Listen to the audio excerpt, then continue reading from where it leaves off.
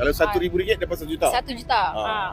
Saya mengucapkan ribuan terima kasih kepada Bank Negara BNM Link kerana menerima kehadiran kita untuk menghantar surat aduan berkaitan dengan kes yang berkaitan dengan dana yang kita namakan skim pelaburan tahyul. Mangsa yang kita wakili berjumlah 69 orang. Kerugian mencecah ke RM9.6 juta menggunakan nama Nadia Holding Limited yang didalangi oleh satu orang yang bernama Datuk Seri Amaran bin Abu Bakar. Ini telah didedahkan oleh Jabatan Siasatan Jenayah Komersial Bukit Aman.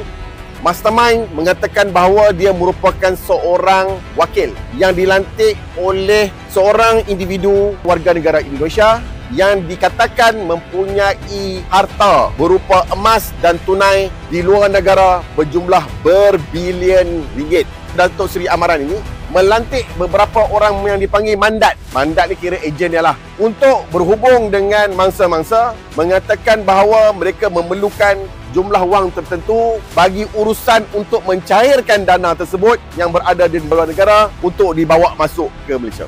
Maka mereka wujudlah beberapa jenis-jenis tas untuk dapatkan sijil daripada Bank Negara Malaysia. Tas dikata daripada World Bank. Macam-macam jenis tas lah.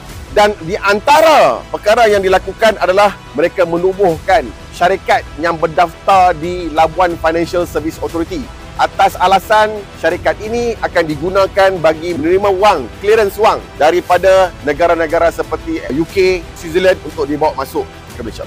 Kami percaya bahawa terdapat kesalahan-kesalahan berkaitan dengan pematuhan dan jenayah, khususnya berkaitan dengan illegal taking deposit. Di bawah undang-undang yang dikawal selia oleh Bank Negara sendiri, Seksyen 137-1 Akta Perkhidmatan Kewangan 2013. Sampai berjuta.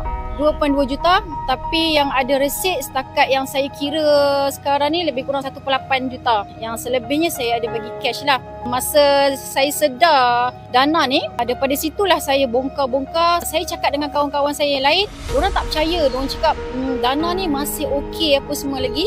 Saya cakap tidak. Saya cakapkan saya tidak. Tapi diorang pulaukan saya. Saya rasa macam kena guna-guna lah. Macam kena sesuatu. Kita pun okey-okey. Sampailah Allah bagi sedar saya 2023. Macam kena pukau. So, saya cakap macam kena pukau. Kita teruja dengan diorang punya tarikan tu. Macam tu. Nak dapat Ustaz.